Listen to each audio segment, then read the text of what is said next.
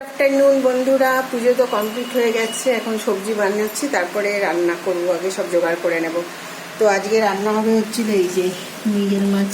আজকে মৃগেল মাছটা রান্না করব। আজকে আর বাটা মাছটা রান্না করব না। আজকে এই যে মৃগেল মাছ আছে, তো এই মাছটা বরফ হয়ে আছে পুরো মাছটা। দেখো, ফ্রিজ থেকে দেরি করে বের করেছি, তো দিয়ে তার জন্য বরফ। বাটা মাছ আজকে রেখে দেবো। আর হবে হচ্ছিল এই যে কলমি শাক, টাটকা টাটকা কলমি শাক। আর এই যে কলমি শাক বানাবো।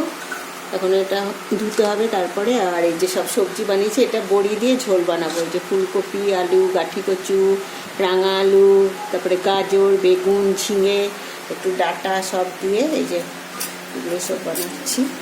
বানিয়ে সব দিয়ে একটা মাখা মাখা করে একটা বড়ি দিয়ে একটা ঝোল বানাবো। এটা রাত্রে রুটি দিয়েও খাওয়া হয়ে যাবে, তো সেই জন্য একটু বেশি করেই বানাচ্ছি।